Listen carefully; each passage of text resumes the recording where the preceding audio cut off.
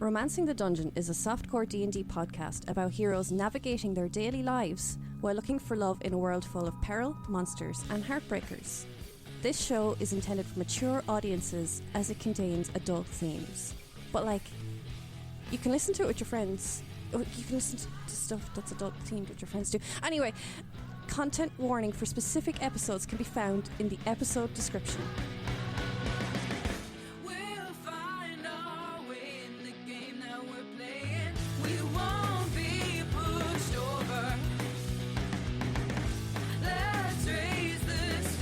Okay, let me grab my notes. Last time on Romancing the Dungeon. You're a smart girl, Fia. Surely by now you've begun to put pieces together. Your mother. We are members of an organization known as the Tarot. Allow me to tell you the truth that your mother wasn't so willing to share. She killed Dreyfus. Kyle. He was working for us. What are you doing? I'm going to kill you.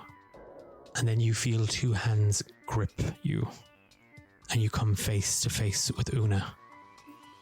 You can't run from death, Empress. We don't have time. You have to run. You hear the faint sounds of caravan wheels. Yeah, we got her. She's not in a good way.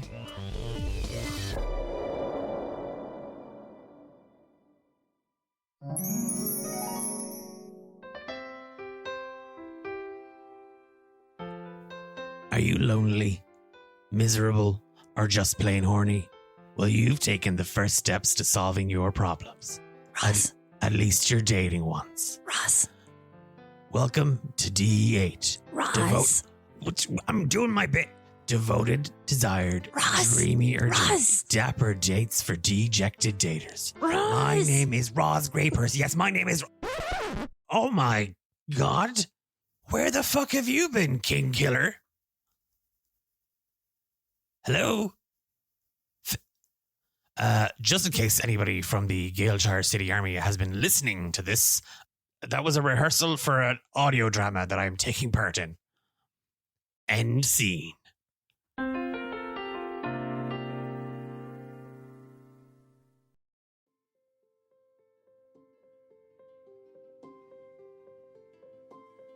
What would you do to survive all of this? I would do everything in my power to survive.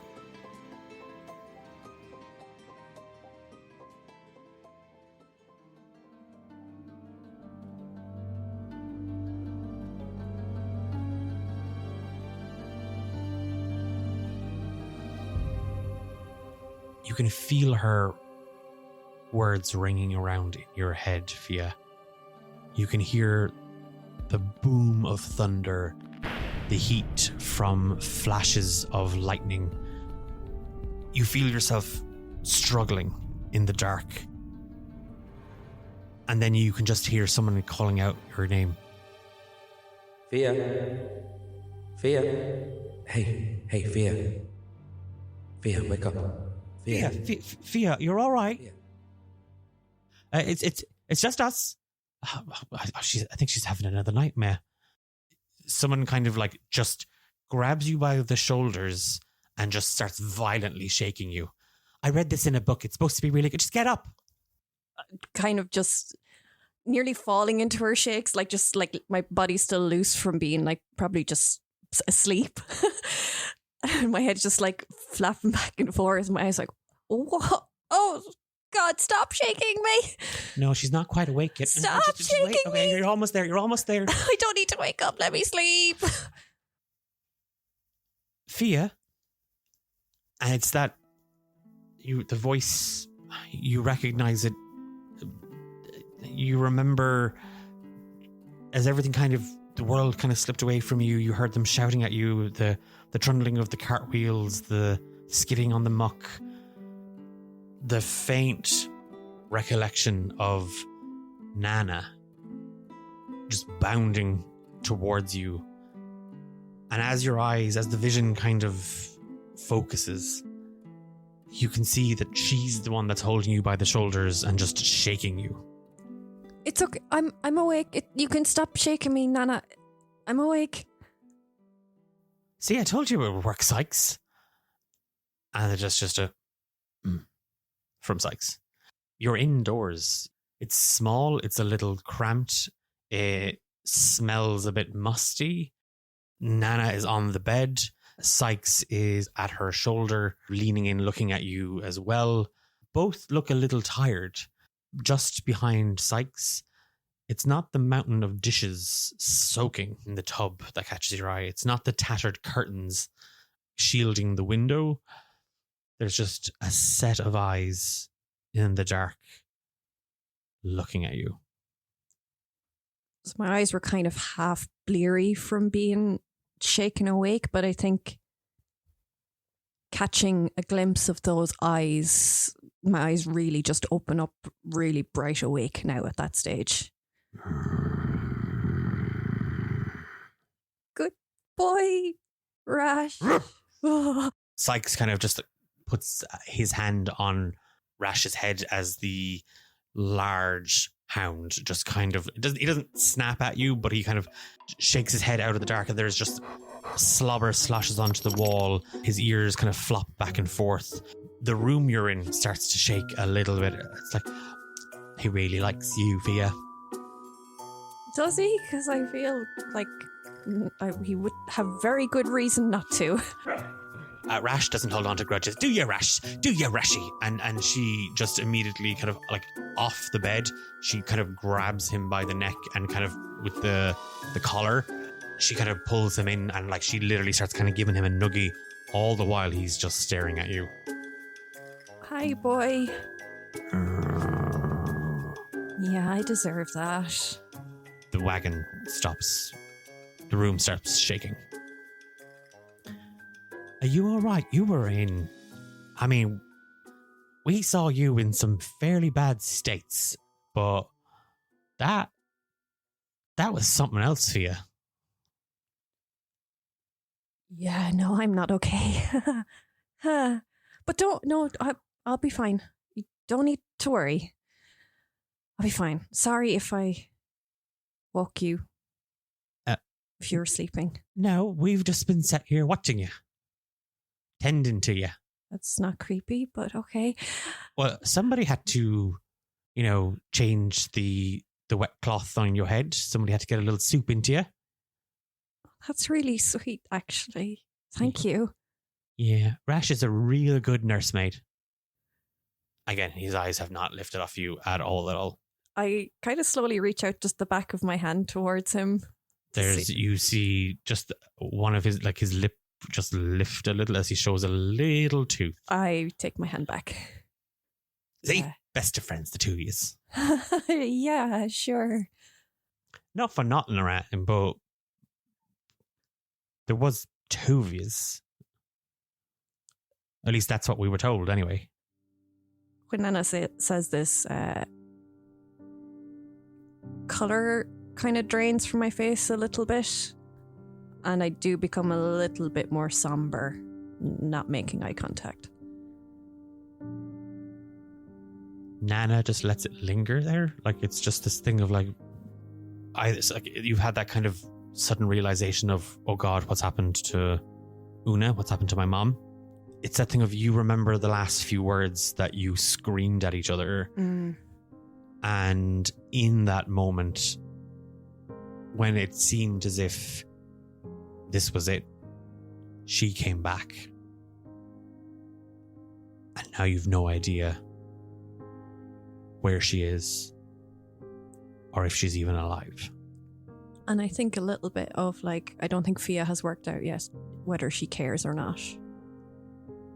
That's where a lot of the confusion and somberness and withdrawal from that statement is kind of coming from. Yeah, I don't know where Una is. Una, yeah, that's what they said Una. Yeah, that's who we were supposed to be meeting. Didn't bloody know that it was you that was going to be the other person. Yeah. Yeah, she's my mother. Right. And the two of you are just on a bit of a holiday and you're looking to get into visage? Sure. Yeah. Yeah. You are an absolutely terrible liar. I don't want to talk about it. You could see she was taking something out of her pocket, and there's just a from Sykes. And Nana picks up on the, okay, I won't be showing you the wanted poster then. I've already seen it. Yeah. So you kind of, you look at it and you're like, oh, fuck. No, we're not doing this again. Yeah. So how have you been? How's Thane? How's that, whatchamacallhim, tall, lanky fella? Streak of piss. Greasy. Good for fingering the old loot. Nate, that's it. He's had an interesting few months. Yeah. Right. Yeah. He's been dead and then alive again, but then not alone anymore. As for Thane, I haven't seen Thane since Tezrab. That's Thane. He breezes in, he breezes out. And what about that little, and Nana's kind of blushes. Hephaestus. Yeah, what about Hephaestus? How's she doing? Do I pick up on this? Obviously, give me an insight check. It's yeah. You've seen the flush in her cheeks. 12. Yeah, only in that sense of, I recognize that look. You recognize I can't say their name. You've read that in a book. Yeah. If you're asking about your crush, you never come out with it because you don't want to be too obvious about it. You don't want to be too forward and like. Yes. So you're right. You see the telltale signs of a attempted subterfuge. Yes. Yeah. Oh, Heavy's good. Still, fiery. Good. I mean, great. That's good. Good for her. Yeah. I think they're still in Galeshire. I hope they're still in Galeshire. Oh no, I hope they're not still in Galeshire. You haven't been talking then? I haven't. No. And then she goes to take out the scrap of paper again. I've seen it before. Yeah. Oh, okay. I get it. I mean, because there is you see as like Sykes just kind of leans in, just gives her a look. He doesn't say anything. He just gives her a look. Okay, I won't ask any questions then. I mean, how close does anybody get to a king killer? No offense. No offense intended. I'm sure you had it coming. I didn't do it. I believe you. I know you don't. Yeah, but I feel like if I say I don't believe you, you might kill me. I won't kill you because I didn't kill him. Right, because I believe you.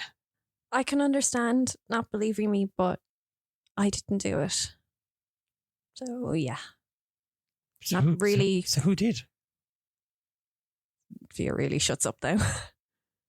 She doesn't know whether she wants to say it or not.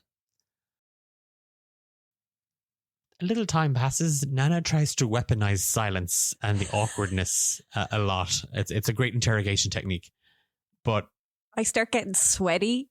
And then give me okay. No, I'm not gonna put that down at all. If Fia wouldn't say it, then she's not gonna say it. No, yeah. No, but I think what I gotta try and do is deflect. I'll be like, so Nana, I couldn't help but notice you getting a little bit flustered when asking me about my friend. Oh, it's me allergies. Yeah. I've been saying it to Sykes for forever. Are you allergic to having a crush? Crush? Yeah. Me? No. Yeah. What's that? Somebody's outside calling my name. I have to go to them and assist. Oh, good luck, Fia. I mean, you've only met Sykes like a handful of times. You've never seen the guy smile. And there is just this wicked grin on the side of his face as Nana turns red. There's almost a heat emanating off of her. It's like... Yes. Yeah, it's the, I must go now. And she does. She gets up and she bangs into the counter across the way. That's not the outside door. This is the outside door. And she kind of stumbles towards it. You rest up, although you've probably rested enough as it is. But if you feel like wandering, you let Sykes know, and we have to introduce you to our employers. Okay, all right. Goodbye then, forever. And she just, she's out the door. And outside you just hear a... Yeah, I feel a little bit of relief now after having deflected a little bit. And also, I guess, a little bit of joy of seeing, because that's cute. That is just really cute, someone having a crush. And I think that's for the first time in since everything happened that Fia has felt a little joy. And then a little bit of guilt creeps in again because of the situation she's now in and being shown the wanted poster again. And seeing the position now that her friends have put themselves in because of something none of them did or had any input in. Sorry, my dice are all the way over there. Uh-oh. No! Fia, as you watch Nana kind of escape out the door, and there is a small rush of kind of cold air that comes in. With it, you can hear music, you can hear kind of people talking. There's a faint smell of maybe pine branches burning. You can get kind of a smoke and a kind of a pine smell.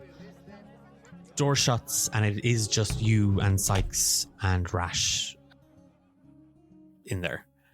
And as you are kind of dwelling on the thought and that little spark of joy, that it's always just been one of Fia's favorite things to, that we started collecting personal ads, those little missed connections, those little moments of romance.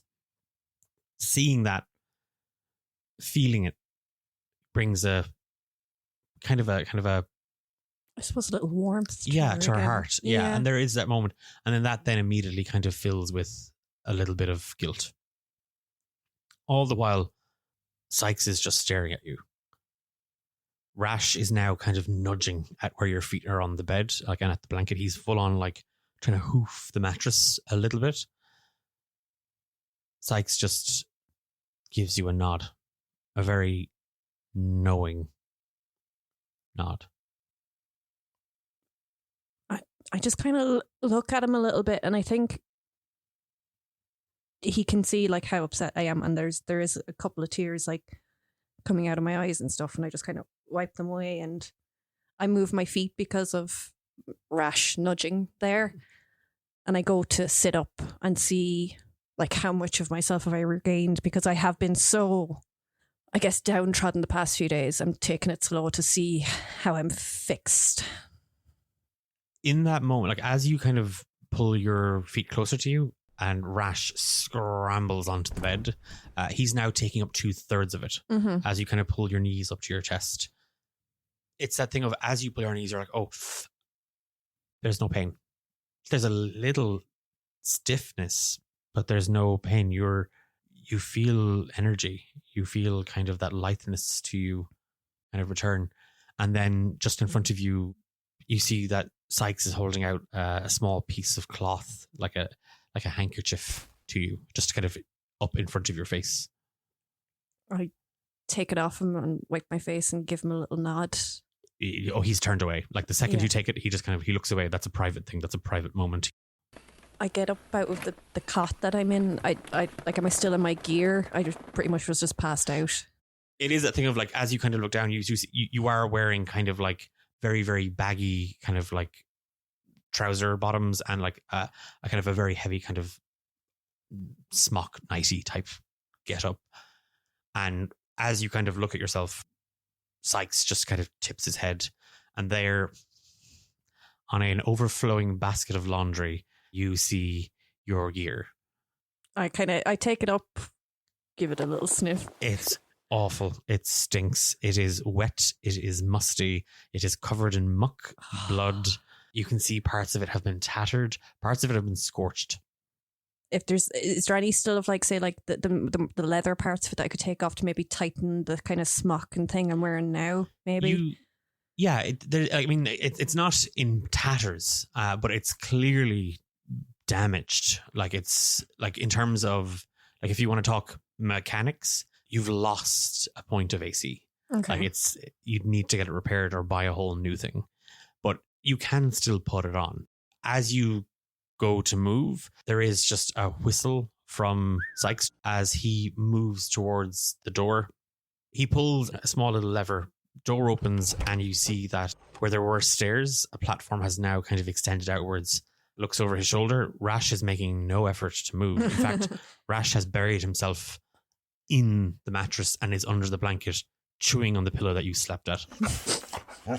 I guess I'll try and see what I can wrangle from it. So I put on what I can of it. I mean, you look like you've been through the wars. Like it's not pristine. It's not clean. It is a bit rank in terms of smell, but you are able to put it on. Like, and it does. Nothing's exposed.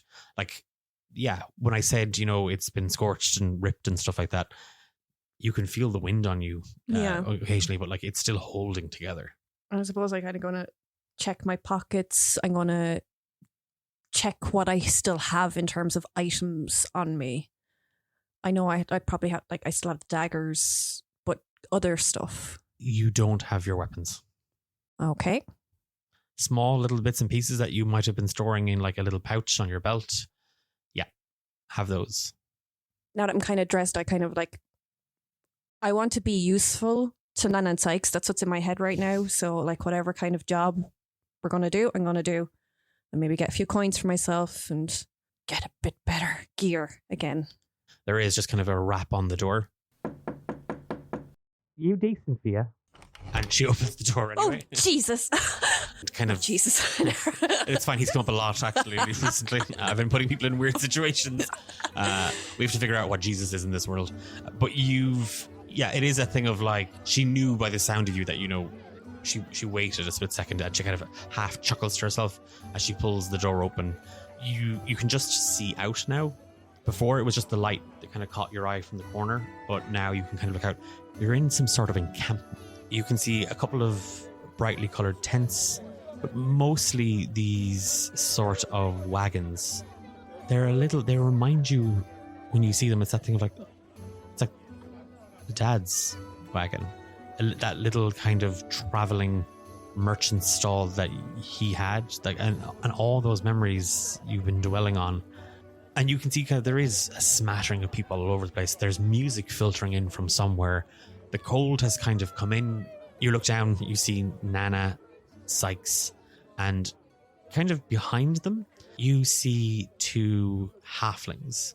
Close to kind of middle age, maybe in their late 40s, early 50s, both wearing very, very kind of like extravagant, bright colored clothes. The man is wearing a waistcoat with a very high collared shirt, it's like an oversized collar, and everything is bedazzled, and there's like buttons and badges and all kinds of pins and brooches stuck in it. The waistcoat is this green and black and white mixed stripe kind of pattern, and the shirt sticks out under it. He has a coat hanging on his shoulders that's fur-lined, and he's wearing these those balloon pants. It's balloon pants. And he kind of cocks you a smile, and you see this kind of dusty brown hair. He has the most beautiful eyes you have seen. Like, they're just chocolate. You can see quite clearly like kind of a 5 o'clock shadow. It's well maintained. Like there's like we don't have a beard, but we have the mirage of a beard. Like it gives him this really gorgeous chiseled jawline. Quite well built. Kind of seems to maybe take care of himself. Yeah. Even for a man kind of into his late 40s, early 50s. The woman standing next to him, her hair is kind of pulled up, wrapped around a scarf, and from it there are kind of a load of bangles and stuff kind of hanging from it. The hair is pulled back up into braids. You see that she has just this wonderfully dark olive skin, one green and one blue eye looking up at you, and both are smiling. She's wearing a dress pulled in and cinched at the waist with the corset. The corset matches the same color and pattern in his waistcoat. The dress is very, very form-fitting, and yet the sleeves are just billowing. It's this really sort of whimsical gown. They're both kind of standing there looking up at you. There is just a... Oh, yeah, right. So, Fia, this is me boss, Ronnie, and this is me other boss, Claudine. Ronnie and Claudine, this is Fia. You know her, ma'am. You know, you were going to get him from Galeshire into... That's enough. That's enough, Nana. Why don't you help yourself to some lunch? Why don't you take Sykes and grab a bite to eat? Thank you so much for taking care of our dear guest, Fia. And the woman kind of steps forward and kind of like goes to lift, like hold a hand up for you to kind of come down out of the wagon. I do step down slowly with like an awkward smile on my face, meeting these new people. As you kind of come down, she gives you kind of a very sort of quick embrace, and she does kind of an air kiss. Mwah, mwah. Absolute pleasure to have you here. As dear friend Nana said, my name is Claudine Moonshine, and this absolutely gorgeous gentleman, keep your eyes off of him. He's married. And she holds up her right hand, and you can see it's a very oversized, heavy ring. Like, it's chunky, and it's kind of beset then with this green jewel. And she goes, I saw those eyes when you laid them on my dear, dear Ronnie. And then he kind of steps up. He does kind of a half bow, and his back leg kind of goes forward, and his right arm kind of rolls towards you, and you see a very similar looking ring. He takes your hand, and he just presses his lips against the back of your hand. He's definitely wearing lip balm. He definitely maintains himself. So. Mon chéri, oh, you are so welcome. Welcome to our little community, our little coven, our little artisan creative space. Thank you so much for trusting us to take you to safety. Thank you for helping me. Oh, not at all. Not for a fine, beautiful young girl such as yourself, and of course your mother, just as beautiful. And there's yes, Ronnie, yes, absolutely beautiful, absolutely gorgeous.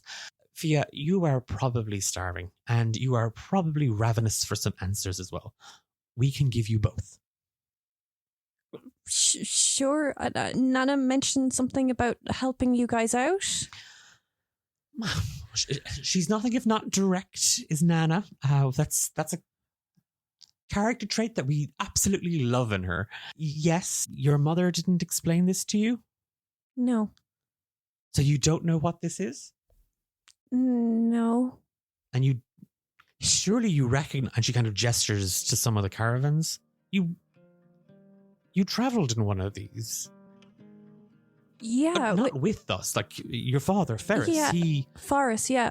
With Yes, Forrest, of course, Forrest. I do kind of remember it, but not really. Well, he purchased one off of us many, many years ago. You know, well before He's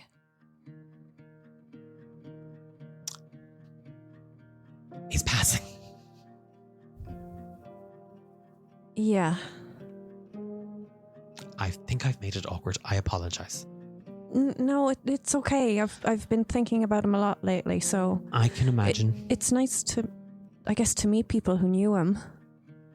Yes, he and your mother were dear friends of Ronnie and I, and he's still holding your hand. She gives him an eye, and he lets go. Of course, your papa, such a fine gentleman. Just the absolute vision in him. He could see the value in everything. Oh, absolutely wonderful gentleman. So sad to lose a man of such taste. Yeah, it was quite tough. Come. Let us fill your belly. Yes, Claudine, we will get lunch. We will have some wine. And why don't we tell you a little bit about your father, Forrest, and all of the wonderful things. Actually, I would really like to hear about him, yes. Kind of letting go of your hand, Claudine, you see she pulls up the dress and she's wearing really nice boots. The ground is wet. It's covered in muddy looking snow, and you can see various kind of wheel tracks. In the center of this little encampment, there is a small fire burning, and there are people kind of gathered around it. All of them smile. A lot of people wave at you, and you pass a couple of these different kind of wagons and tents, and they're leading you towards kind of the opposite end of where you were in a moment ago, under this kind of larger tent. Everyone, if I could just have your attention for a petit moment. And Claudine just kind of like, I am so sorry. He loves an entrance. The whole time while they were walking and everyone's smiling, like, I kind of have been holding myself, you know, the way with you just with like all those eyes, just that you just hold yourself to soothe, like to just like shrink. It's kind of like protecting yourself, guarding yourself, and like, oh, everyone's looking at me and I'm uncomfortable. And this is just like my head has really kind of shrunk down, like my shoulders have come up to just kind of be like, I'm just really awkward right now being introduced to all these people I don't know. There's about 15 people. Some are set at a long bench. A few are kind of around kind of smaller little tables. One or two are sitting on their own. They all seem to be having a bit of food. In the back, you can see Nana, Sykes and Rash, and they have kind of gathered up a couple of different plates of food. Along one side of the tent, there is a more robust looking wagon set up. From there, then you can kind of see the hiss of steam kind of escaping out. You can clearly hear the sizzling and crackling of fat in oil, and that there is kind of a gurgling sound in your stomach. Oh, well, it seems that their stomach wants to speak for the lady. Everybody, may I introduce you to the lovely Fia Burbage. That's your cue to bow. Just kind of give a tiny little bow. Everyone just starts clapping. There's clapping and cheering. Ronnie loves an entrance, and they love meeting new people. Well, I'll explain. Can I get you a plate of food? Fia, like, I'm feeling kind of worried right now because, like, do these people know what Fia's been accused of? Like, she's very unnerved by the fact that they're all being so nice and not look like, you know, the way you'd always kind of see people like making like a side eye at someone when it's like, yeah, like this one should not be around us right now. It's like she's not seeing any of that, is she? It's just pure niceness. Yeah, everybody, like people are kind of waving. It's like, hey, Fia. It's just making her even more and more unnerved. Two Ganassi women wearing these long kind of flowing robes that are, one's wearing all black with kind of a gold trim, and there is a crescent moon clearly stitched in gold fabric. You see kind of just wisps of fog rolling off of her. Her hair, just this blustering kind of cloud. She smiles at you, and then immediately kind of on her tail, there's a woman wearing an identical outfit, but it is brilliant white. And there is just this black kind of shiny trim around the edges, and she has a sun emblazoned on her. Her hair is just this sort of wave of sea foam that just kind of cascades over the back into this mound of curls. And you see kind of just her eyes are just this swirling pools, and both have just this really kind smile. As they pass, it's like, welcome, Fia. I'm Nixie. This is Willow. Nixie being the air Ganassi and Willow being the water Ganassi. Maybe we can get you on the ropes later. Girls, please. We haven't even told her what we're doing. The ropes? They're a little enthusiastic. They always love, well, when somebody... They've imaginations. Don't worry. And the girls kind of giggle to themselves, and they both wave goodbye to you as they head out the tent. Give a tiny little wave back. with a big look of confusion on my face. Ronnie, some food, and Claudine kind of takes you by the arm, like she's kind of cupping your elbow a little bit, and she leads you to the top of that long table. And again, people are kind of, as you sit down, people wave at you, and an orc gentleman kind of comes up and puts down a carafe of wine. I kind of make, like, when I'm looking around at everyone being like really nice to me, I do make eyes over at Nana and Sykes, and I'm like, what the fuck is going on? Kind of like look on my face. Nana has a face full of bacon. Like she literally, you just see bacon. Her cheeks are full. Rash has the exact same thing. They look like hamsters with just gorged cheeks. Cute. And Sykes just gives you kind of a nod. And then just with like an awkward smile, kind of turn back then to the people I'm sitting with. Okay, before Ronnie gets back and starts to spin every which way story left, right, and do be kind, but kindness has its limits. I've always said that. So if he starts to bore the ear off of you, tell him to shut up. Oh, gosh. Tell him Claudine said to shut up. Okay. Okay. Let me fill in the gaps that he's just going to dig for you. I'm Claudine. He's Ronnie.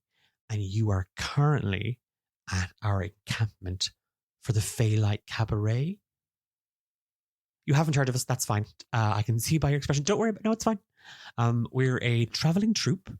We travel between Galeshire, Visage, Rotherham, really wherever the winds take us and where there's coin to be made, wherever the coin takes us, and hopefully that's where the wind takes us, because that sounds a bit more poetic.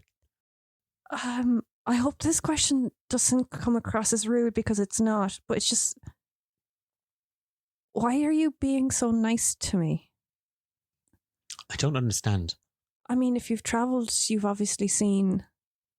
Oh, the king business. Yeah. Well, who said you didn't do it? Well, I didn't, but That's fine. No one... What? Oh, we're not from Galeshire. I know, but like, no one has believed me. Sweetheart. So I'm look sorry. Around. Just look around. Just take a breath. It's so unnerving to have people believe that I didn't do it. She points to a furbolg woman inside the wagon where the food is being prepared, and you see Ronnie is just piling up kind of like toast and pastries. That's Dana. Dana is running from seriously mean and unscrupulous debt collectors. Debts that are not hers. Debts that a former friend took out in her name. Do you see that dwarven gentleman below? I turn my head. Framed by his employers for an accident in a mine at the Giant's Fingers.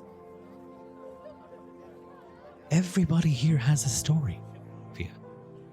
Everybody here has a shadow. Something that chases them, something that haunts them. Nobody's here to judge you.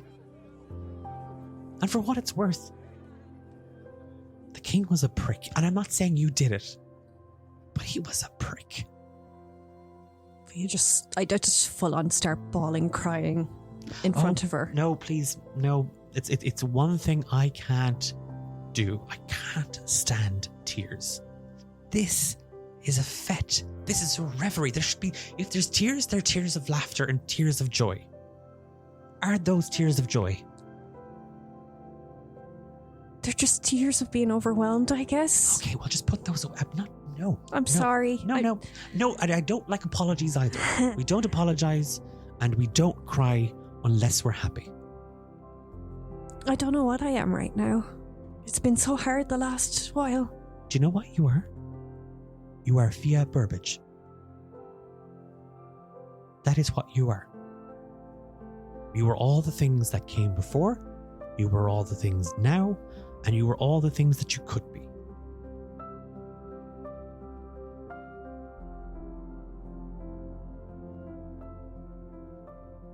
Look at at me philosophizing and we haven't even had brunch.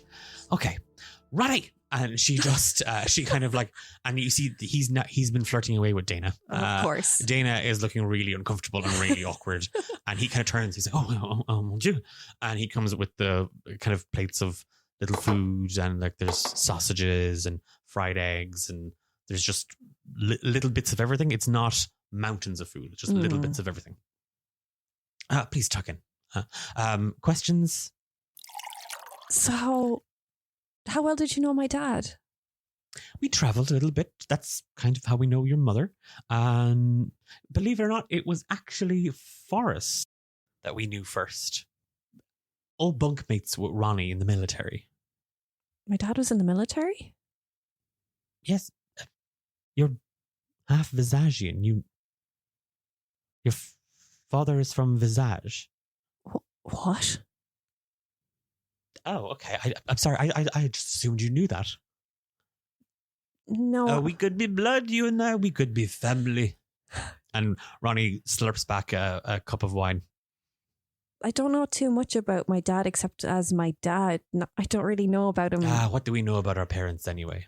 He and Ronnie served in the Visagian Empire. After they got out, they did a little bit of traveling. That's where Ronnie and I met. And I wouldn't say this to Una. And you see, she puts her hands over Ronnie's ears. It was actually your father who I saw first. I feel it's a little giggle at that.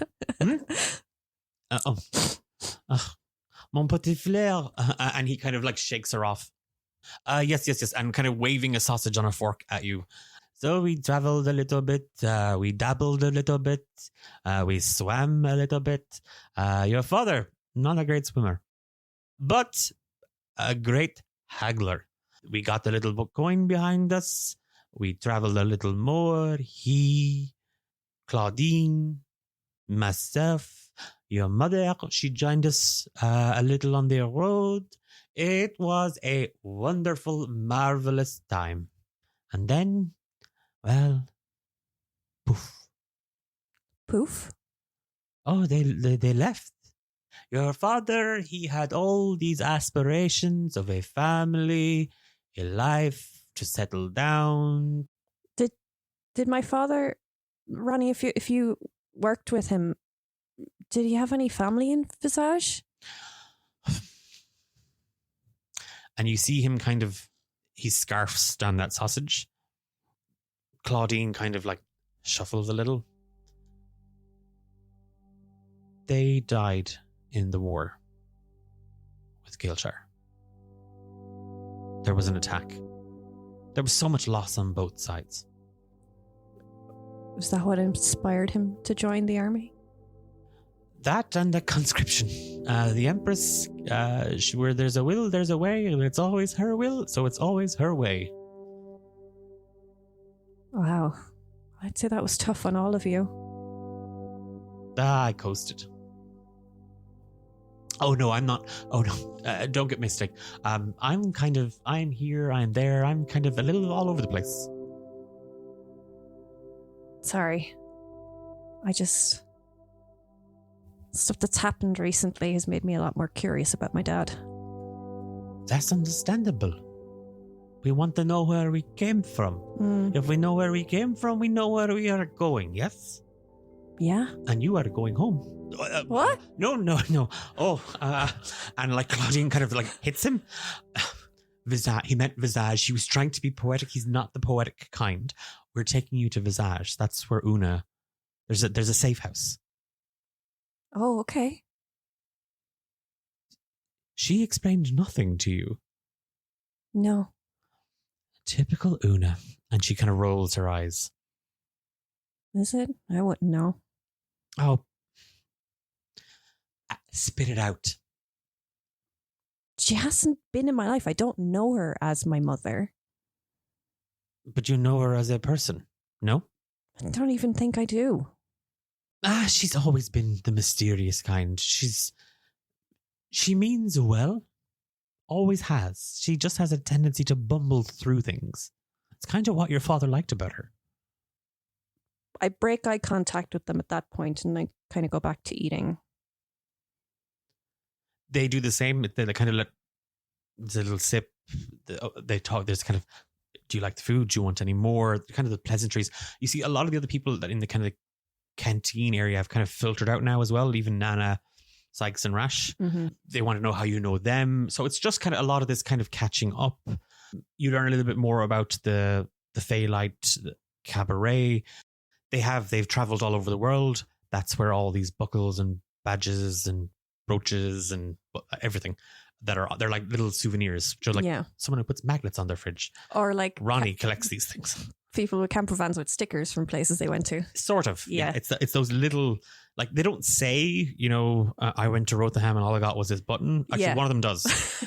But most of them, they look quite nice. They're like little, lovely little pieces of jewelry, lovely little accessories. That's us. And it's nice to know a little bit more about you. That brother of yours sounds like he takes after your mother a little bit more. You definitely have your father's eyes and personality, thankfully. And the two of them kind of chuckle to themselves, not in a mean way, but they kind of have that, like, they seem to like Forrest more than they liked Una. You've kind of got this from them. It's just cues, little weirdly cues enough, I'm picking up. Una seems to be aloof with everybody, not just you. Yeah, there is that kind of like little banter back and forth, sharing memories. They'd never met you, but there would be the odd bit of correspondence that would have filtered out through the years. Una would have stayed in touch even after Forrest's passing. So she contacted them looking to help get you into Visage. So about that, we are happy to help, of course, but you understand we are taking a risk sheltering you. Yeah. With that, everybody in this troupe contributes. And I appreciate you've already said that you want to be involved, and thank you. We have a job. Never mind the ropes. The girls are aerial dancers. We have a job that we think you would be absolutely perfect for. And she kind of, again, she goes to stand up. Dana, thank you as always. Wonderful. And Dana kind of nods at her. And Claudine kind of goes to leave and move out. Ronnie follows and then kind of gestures for you to go in front. I get up as well, and I give Dana a little smile and a wave as like a thank you as well. Tell me, Fia, how good are you at disappearing? And Claudine leads you into a wagon, and the door slams shut behind you. And that's where we'll leave the episode.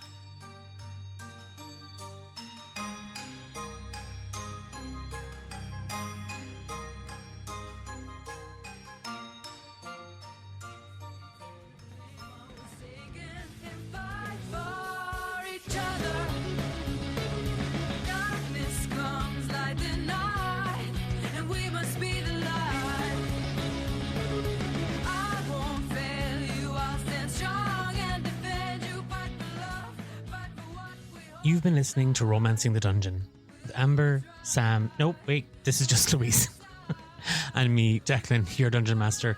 Title card artwork is by Dahi C Designs. Our theme song, Fight for Each Other, is by Steve Tynan and Abby Soiree. And yeah, I've still split the party, everybody. We're here, we're still doing it, I'm still doing it, I'm so sorry, I'm not sorry. It's the 6th of May, and we've just scheduled the penultimate recording session for this campaign. Yep, that's a gut punch. Anyway, if you want to see me reveal more things, that's what? If you want to see more behind the scenes stuff, you can check us out on social media at D8 Dungeon. We would love, wherever you're listening to this, to leave a comment, leave a thumbs up, a quick review, pass it on to a friend. All of those little bits and pieces really help us reach a wider audience. So thank you so much. I haven't recorded an outro in apparently 50 years and I've forgotten how it works.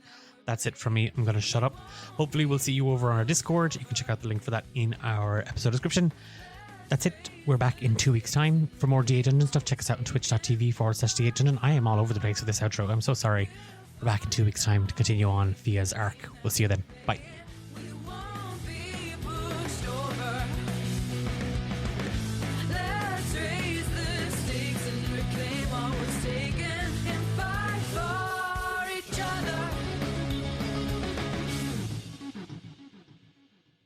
You do see that.